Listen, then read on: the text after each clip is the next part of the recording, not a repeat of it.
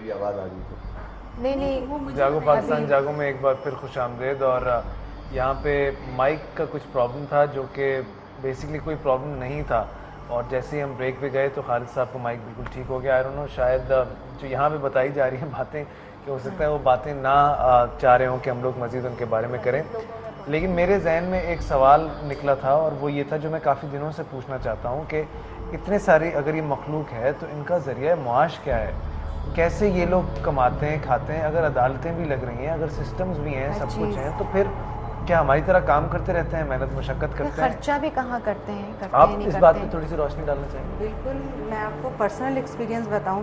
میں جیسے A T M سے بندہ پیسے نکالتا ہے جی, میں نے 20,000 لا کے رکھے, اس میں سے 2-3 ہزار روپے غائب ہوتے ہیں, پورے نہیں غائب ہوں گے کبھی, 2-3 ہزار ہو گئے. ایک مرتبہ جیسے میں ایک اوکیزن سے آئی, میں نے اپنی چوڑیاں اتاری, گولڈ کی تھیں. بندہ یہی کرتا ہے عموماً کہ رات کو دراز میں ڈال دی, صبح اٹھا کے اپنی جگہ پہ رکھتا ہے. صبح جو اٹھی تو 2 چوڑیاں اس میں کم تھیں, کیونکہ میں نے ویٹ سے کیا, میں نے پھر اس کو گنی, میں کہ تو 10 ہیں, 2 چوڑیاں اور کہاں ہیں. میں نے بہت, کیونکہ میرے پاس ایک خاتون ہے وہ فال بہت اچھی نکالتی ہیں, اچھا, انہوں نے مجھے بتایا کہ یہ ہوائی مخلوق لے گئی ہے. ایسے میں پیسوں کے بارے میں جب میں پریشان ہوتی ہوں, کیونکہ میرے بچے ہیں چھوٹے, مجھے اتنا ٹینشن نہیں ہوتا کہ بچوں نے نکال لیا, سرونٹ بھی میرے روم تک نہیں آتے, تو مجھے اتنا وہ نہیں ہے کہ کس نے نکالے.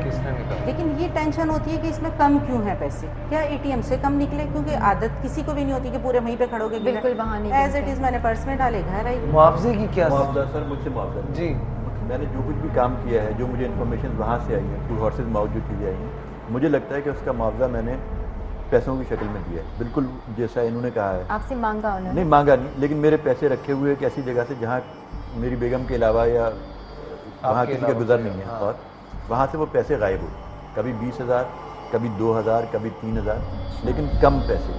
اچھا, وہ کبھی کبھی واپس بھی آتے ہیں, تھوڑے لیتے ہیں, اور کبھی کبھی وہ واپس آ جاتے ہیں. گھڑی گئی, گھڑی واپس آ گئی, موبائل گیا, موبائل واپس آ گیا. تو یہ جو پیسے لے کے جانا ہوا تو گھڑی پہن کے چلے, ہاں, لیکن وہ واپس کرتے ہیں, وہ واپس. یہ جو پیسے لے کر جاتے ہیں یہ پیسے واپس نہیں آتے, پیسے واپس نہیں آتے. اچھا, دوسری بات یہ ہے کہ ان کی دی ہوئی چیز جو ہے نا, رات کو مٹھائیاں کھا رہے ہوتے ہیں. آپ بتا رہی تھی کہ آپ کے ساتھ جو یہ قصہ ہوا جس طرح, ہاں, یہ کوئی پچھلے 2 مہینے, جون یا جولائی کا مہینہ تھا, تو ہم کسی تقریب سے آ رہے تھے, رات کے 3 بج رہے تھے.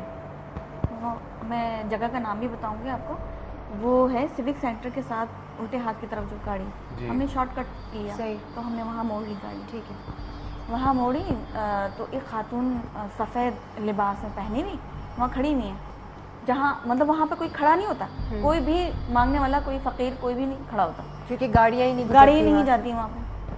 تو ایک خاتون کھڑی تھی, تو ہم لوگ ایسی باتیں کرتے جا رہے تھے اور گاڑی بڑھا لی, وہ نکل چکی تھی خاتون.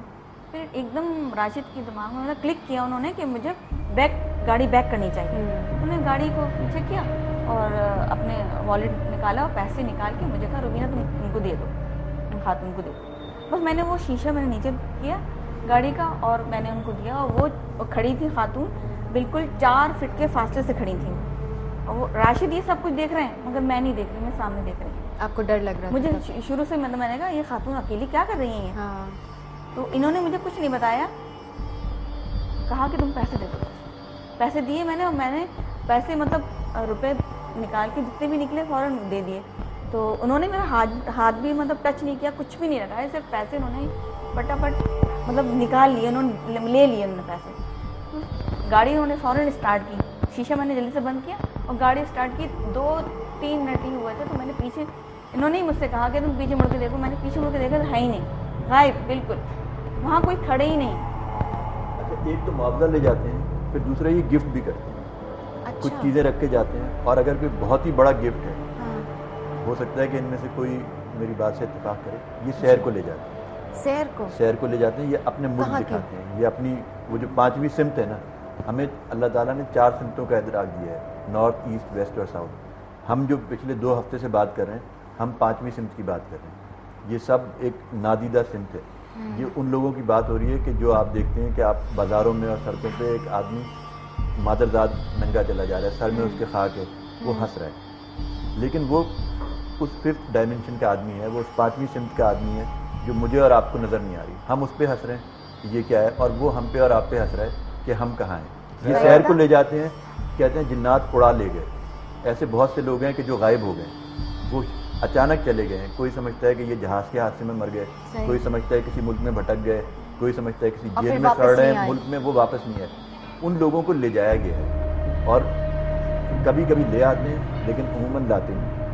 اچھا, یہ قصہ میں بھی اس طرح کا شیئر کرنا چاہوں گا کہ یہیں گلشن میں ہی ایک ہمارے پروڈیوسر نے بڑی کوشش کی کہ وہ لوگ آئیں ہمارے ساتھ شیئر کریں اپنی یہ بات.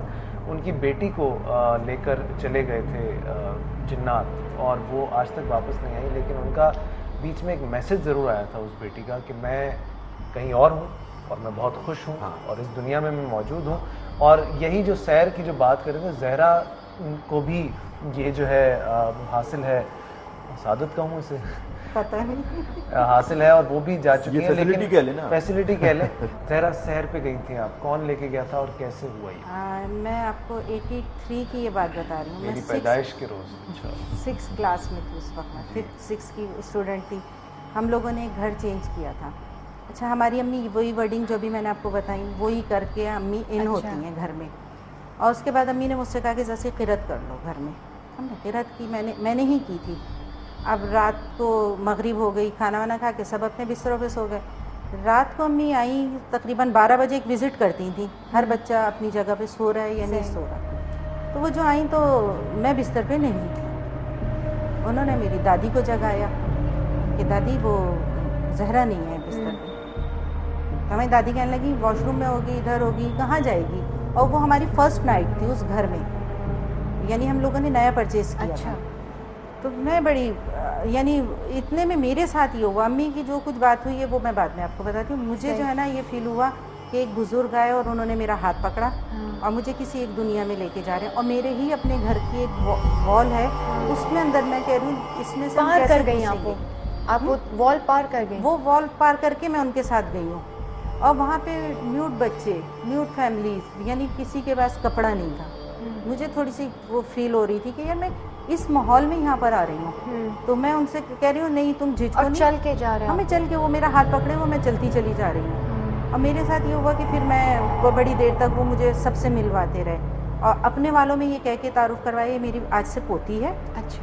اور اس کو کوئی نقصان کبھی بھی نہیں ہونا چاہیے. اور اللہ کا شکر ہے جو ابھی میں بتا رہی تھی کہ میں 9 سال سے اس گھر میں ہوں اور ادھر میں فائٹ کر رہی ہوں, بالکل, تو یہ ہاتھ میرا وہاں سے چل رہا ہے.